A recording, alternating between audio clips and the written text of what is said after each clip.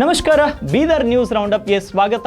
ನಾನು ಹನುಮಂತ್ ದೇಶ್ಮುಖ್. ಬನ್ನಿ ಕ್ವಿಕ್ ಆಗಿ ನೋಡೋಣ ಬೀದರ್ ಜಿಲ್ಲೆಯ ಇಂದಿನ ಪ್ರಮುಖ ಸುದ್ದಿಗಳನ್ನು. ಬೀದರ್ ಜಿಲ್ಲಾ ಪೊಲೀಸರು 43 ಲಕ್ಷಕ್ಕೂ ಅಧಿಕ ಮೌಲ್ಯದ ಬೈಕ್, ಚಿನ್ನಾಭರಣ ಇನ್ನಿತರ ವಸ್ತುಗಳನ್ನು ಜಪ್ತಿ ಮಾಡಿದ್ದು ಭರ್ಜರಿ ಕಾರ್ಯಾಚರಣೆ ಮಾಡುವ ಮೂಲಕ ಕಳ್ಳರಿಗೆ ಬಿಗ್ ಶಾಕ್ ನೀಡಿದ್ದಾರೆ. 35 ಲಕ್ಷ ರೂಪಾಯಿಗೂ ಅಧಿಕ ಮೌಲ್ಯದ ಬೈಕ್, 5,95,000 ರೂಪಾಯಿ ಮೌಲ್ಯದ ಚಿನ್ನಾಭರಣ, 1,50,000 ರೂಪಾಯಿ ಮೌಲ್ಯದ ಕಳ್ಳತನವಾಗಿದ್ದ ಕುರಿಗಳು ಮತ್ತು 21,000 ರೂಪಾಯಿ ಮೌಲ್ಯದ ಬೆಳ್ಳಿ ಹಾಗೂ 40,000 ರೂಪಾಯಿ ಮೌಲ್ಯದ ನೀರಿನ ಪಂಪ್ ಸೆಟ್ಗಳನ್ನು ವಶಕ್ಕೆ ಪಡೆದುಕೊಂಡಿದ್ದಾರೆ. ಜಿಲ್ಲೆಯಾದ್ಯಂತ 9 ಠಾಣೆಗಳಲ್ಲಿ ದಾಖಲಾಗಿದ್ದ 20 ಪ್ರಕರಣಗಳಲ್ಲಿ ಒಟ್ಟು 25 ಜನ ಆರೋಪಿಗಳನ್ನು ಪೊಲೀಸರು ಬಂಧಿಸಿದ್ದು ನ್ಯಾಯಾಂಗ ಬಂಧನಕ್ಕೆ ನೀಡಿದ್ದಾರೆ. ಮೊದಲ ಬಾರಿಗೆ ಪೊಲೀಸರು 35 ಲಕ್ಷ ರೂಪಾಯಿ ಮೌಲ್ಯದ ಬೈಕ್ಗಳನ್ನು ಜಪ್ತಿ ಮಾಡಿದ್ದು, ಈ ಮೂಲಕ ಅಂತಾರಾಜ್ಯದಿಂದ ಬಂದು ಬೈಕ್ ಕಳ್ಳತನ ಮಾಡುವ ಖದೀಮರಿಗೆ ಬಿಗ್ ಶಾಕ್ ನೀಡಿದ್ದಾರೆ. ಡ್ಯೂಟಿಗೆ ಲೇಟ್ ಆಗಿ ಬಂದಿದ್ದನ್ನ ಪ್ರಶ್ನೆ ಮಾಡಿದ ಕರ್ತವ್ಯ ನಿರತ ಲೇಡಿ PSI ಮೇಲೆ ಮಾರಣಾಂತಿಕವಾಗಿ ಹಲ್ಲೆ ಮಾಡಿದ ಕಾನ್ಸ್ಟೇಬಲ್ ನನ್ನ ಅಮಾನತುಗೊಳಿಸಲಾಗಿದೆ. ಮಹಿಳಾ ಠಾಣೆ PSI ಮಲ್ಲಮ್ಮ ಮೇಲೆ ಹಲ್ಲೆ ಮಾಡಿ ಅಶಿಸ್ತಿನ ವರ್ತನೆ ತೋರಿದ ಹಿನ್ನೆಲೆ ನ್ಯೂಟನ್ ಠಾಣೆಯ ಕಾನ್ಸ್ಟೇಬಲ್ ಧನರಾಜ್ ನನ್ನ ಅಮಾನತುಗೊಳಿಸಲಾಗಿದೆ ಎಂದು SP ಪ್ರದೀಪ್ ಗುಂಟಿ ಪತ್ರಿಕಾಗೋಷ್ಠಿಯಲ್ಲಿ ಮಾಹಿತಿಯನ್ನು ನೀಡಿದ್ದಾರೆ. ಬೈದರ್ ಸಂಸದ ಸಾಗರ್ ಖಂಡ್ರೆ ಅಧ್ಯಕ್ಷತೆಯಲ್ಲಿ ದೀಕ್ಷಾ ಸಭೆಯು ಜಿಲ್ಲಾ ಪಂಚಾಯತ್ ಸಭಾಂಗಣದಲ್ಲಿ ಜರುಗಿದ್ದು, ಸಂಸದ ಸಾಗರ್ ಖಂಡ್ರೆ ವಿವಿಧ ಇಲಾಖೆಯ ಅಧಿಕಾರಿಗಳಿಂದ ಸರ್ಕಾರದ ಯೋಜನೆಗಳ ಕುರಿತು ಮಾಹಿತಿಯನ್ನು ಪಡೆದುಕೊಂಡರು. ಸಭೆಯಲ್ಲಿ ಬೀದರ್ ರೈಲ್ವೆ ನಿಲ್ದಾಣದ ಕಾಮಗಾರಿಯ ಬಗ್ಗೆ ಮಾಹಿತಿ ಪಡೆದಂತಹ ಸಂಸದರು ಆದಷ್ಟು ಬೇಗ ಕಾಮಗಾರಿಯನ್ನು ಪೂರ್ಣಗೊಳಿಸಿ ಹಾಗೂ ಬೆಂಗಳೂರಿನಿಂದ ಕಲಬುರಗಿಗೆ ಬರುವ ಒಂದೇ ಭಾರತ್ ರೈಲನ್ನು ಬೀದರ್ವರೆಗೆ ವಿಸ್ತರಿಸುವ ಬಗ್ಗೆ ಅಧಿಕಾರಿಗಳೊಂದಿಗೆ ಚರ್ಚಿಸುವಂತೆ ಸೂಚಿಸಿದರು. ಮತ್ತು ಕೃಷಿ ಇಲಾಖೆ ಅಧಿಕಾರಿಗಳಿಗೆ ಮಳೆಯಿಂದ ಹಾನಿಗೊಳಗಾದಂತಹ ರೈತರ ಬೆಳೆಗಳಿಗೆ ಆದಷ್ಟು ಬೇಗ ಪರಿಹಾರ ನೀಡಬೇಕು ಮತ್ತು ರೈತರಿಗೆ ಅಧಿಕಾರಿಗಳು ಉತ್ತಮ ರೀತಿಯಲ್ಲಿ ಸ್ಪಂದನೆ ನೀಡಿ, ಇಲ್ಲದಿದ್ದರೆ ಕ್ರಮ ಜರುಗಿಸಲಾಗುವುದು ಎಂದು ಎಚ್ಚರಿಸಿದರು.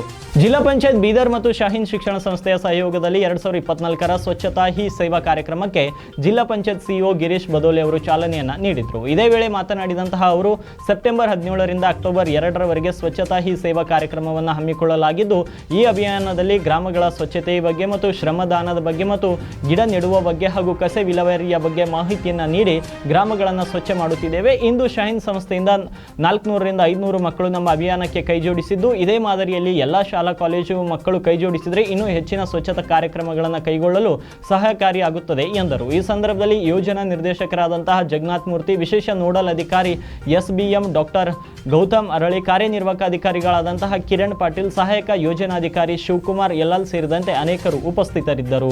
ಕಳೆದ 4 ದಶಕಗಳಿಂದ ಕರ್ನಾಟಕದ ಜನರ ಧ್ವನಿಯಾಗಿ ಕಾರ್ಯನಿರ್ವಹಿಸುತ್ತಾ ಬಂದಿರುವಂತಹ ಉತ್ತರ ಕರ್ನಾಟಕ ಮಾಧ್ಯಮ ಸಂಸ್ಥೆ ಕಳೆದ 1 ತಿಂಗಳಿಂದ ಹದಗೆಟ್ಟ ರಸ್ತೆ ಸಾರ್ವಜನಿಕರ ಪರದಾಟ ಎಂಬ ಶೀರ್ಷಿಕೆ ಅಡಿಯಲ್ಲಿ ಬೀದರ್ ಬಸ್ ನಿಲ್ದಾಣದಿಂದ ನೌಬಾದ್ನವರೆಗೆ ರಸ್ತೆ ಸಂಪೂರ್ಣವಾಗಿ ಹದಗೆಟ್ಟಿದ್ದು, ಅದಕ್ಕೆ ಸಂಬಂಧಪಟ್ಟ ಹಾಗೆ ಸುದ್ದಿ ಬಿತ್ತರಿಸಿತ್ತು. ಆ ಸುದ್ದಿಯಿಂದ ಎಚ್ಚೆತ್ತುಕೊಂಡಂತಹ ಅಧಿಕಾರಿಗಳು ಹಾಗೂ ಜನಪ್ರತಿನಿಧಿಗಳು ಗುಂಡಿ ತುಂಬಿದ ರಸ್ತೆಯನ್ನು ದುಸ್ಥಿತಿ ಕಾರ್ಯವನ್ನು ಮಾಡುತ್ತಿದ್ದಾರೆ. ಉತ್ತರ ಕರ್ನಾಟಕ ಸುದ್ದಿವಾಹಿನಿಯ ಈ ಒಂದು ಕಾರ್ಯಕ್ಕೆ ಬೀದರ್ ಜನತೆ ಹರ್ಷವನ್ನು ವ್ಯಕ್ತಪಡಿಸಿದ್ದಾರೆ. ಭಾಲ್ಕಿ ತಾಲೂಕಿನ ರಾಜ್ಯ ಹೆದ್ದಾರಿ ಅಭಿವೃದ್ಧಿ ಯೋಜನೆಯ ಪ್ಯಾಕೇಜ್ ಸಂಖ್ಯೆ 617ರ ಅಡಿಯಲ್ಲಿನ ರಸ್ತೆ ಕಾಮಗಾರಿಯ ಶಂಕುಸ್ಥಾಪನೆಯನ್ನ ಜಿಲ್ಲಾ ಉಸ್ತುವಾರಿ ಸಚಿವರಾಗಿರುವಂತಹ ಈಶ್ವರ್ ಖಂಡ್ರೆ ಅವರು ಲಂಜವಾಡ ಗ್ರಾಮದಲ್ಲಿ ನೆರವೇರಿಸಿದರು. ಕಾಮಗಾರಿಯ ಅಂದಾಜು ವೆಚ್ಚ 25 ಕೋಟಿ ಆಗಿದ್ದು, ಈ ರಸ್ತೆಯು ಮಹಾರಾಷ್ಟ್ರ ಮತ್ತು ತೆಲಂಗಾಣವನ್ನು ಸಂಪರ್ಕಿಸುವ ರಸ್ತೆಯಾಗಿದೆ. ಮಕ್ಕಳನ್ನ ಪೋಷಿಸಿ ಅಕ್ಷರ ಜ್ಞಾನ ನೀಡುವ ಅಂಗನವಾಡಿ ಕೇಂದ್ರಗಳು ಮಕ್ಕಳಿಗೆ 2ನೇ ತಾಯಿಯ ರೂಪದಲ್ಲಿ ಕೆಲಸ ಮಾಡುತ್ತವೆ ಎಂದು ಮಾಜಿ ಸಚಿವರು ಹಾಗೂ ಔರಾದ್ ಮತಕ್ಷೇತ್ರದ ಶಾಸಕರಾಗಿರುವಂತಹ ಪ್ರಭು ಬಿ ಚವ್ಹಾಣ್ ಅವರು ತಿಳಿಸಿದರು. ಮಹಿಳಾ ಮತ್ತು ಮಕ್ಕಳ ಅಭಿವೃದ್ಧಿ ಇಲಾಖೆ ಶಿಶು ಅಭಿವೃದ್ಧಿ ಯೋಜನಾಧಿಕಾರಿಗಳ ಕಚೇರಿ ಸಂದ್ಪುರ್ ವತಿಯಿಂದ ಔರಾದ್ ಪಟ್ಟಣದ ಡಾಕ್ಟರ್ ಗುರುಪಾದಪ್ಪ ನಾಗಮಾರಪಳ್ಳಿ ಕಲ್ಯಾಣ ಮಂಟಪದಲ್ಲಿ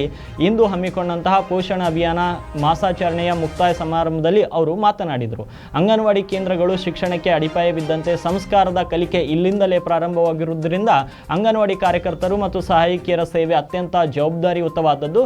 ಸರ್ಕಾರವು ಮಹಿಳೆಯರು ಮತ್ತು ಮಕ್ಕಳಿಗಾಗಿ ಸೌಲಭ್ಯಗಳನ್ನು ಅಂಗನವಾಡಿ ಕೇಂದ್ರಗಳ ಮುಖಾಂತರ ವಿತರಿಸುವುದರಿಂದ ಈ ಸೌಲಭ್ಯಗಳು ಎಲ್ಲ ಫಲಾನುಭವಿಗಳಿಗೆ ಪ್ರಾಮಾಣಿಕವಾಗಿ ತಲುಪಿಸಬೇಕು ಎಂದರು. ಇದೇ ವೇಳೆ ಅಂಗನವಾಡಿ ಕಾರ್ಯಕರ್ತರು ಮತ್ತು ಸಹಾಯಕರಿಗೆ ಪ್ರಭು ಎಂಟರ್ಪ್ರೈಸಸ್ ವತಿಯಿಂದ ಎಲ್ಲ ಅಂಗನವಾಡಿ ಕಾರ್ಯಕರ್ತರು ಮತ್ತು ಸಹಾಯಕರಿಗೆ ವಿಶೇಷ ಸನ್ಮಾನ ನಡೆಯಿತು. ಶಾಸಕರು ಎಲ್ಲರನ್ನ ಶಾಲು ಹೂಹಾರಗಳೊಂದಿಗೆ ಗೌರವ ಕಾಣಿಕೆ ನೀಡಿ ಅಭಿನಂದಿಸಿದರು.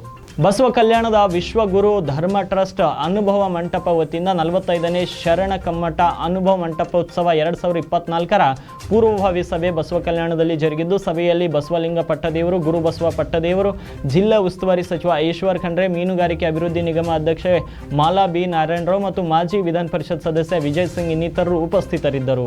50ನೇ ವರ್ಷದ ಹುಟ್ಟುಹಬ್ಬದ ಸಂಭ್ರಮದಲ್ಲಿರುವಂತಹ ಬೀದರ್ ದಕ್ಷಿಣ ಕ್ಷೇತ್ರದ ಶಾಸಕ ಶೈಲೇಂದ್ರ ಬೆಲ್ದಾಳೆ ಇಂದು ಟೆಂಪಲ್ ರನ್ ಮಾಡಿದ್ದು, ಜಿಲ್ಲೆಯ ಸುಪ್ರಸಿದ್ಧ ಹುಮ್ನಾಬಾದ್ನ ಶ್ರೀ ವೀರಭದ್ರೇಶ್ವರ ದೇವಸ್ಥಾನ ಮತ್ತು ಭಾಲ್ಕಿ ತಾಲೂಕಿನ ಚಳಕಾಪುರ ಗ್ರಾಮದಲ್ಲಿರುವಂತಹ ಶ್ರೀ ಸಿದ್ಧಾರೂಢ ಸ್ವಾಮಿ ಮಠಕ್ಕೆ ಭೇಟಿ ನೀಡಿ ದರ್ಶನವನ್ನ ಪಡೆದರು.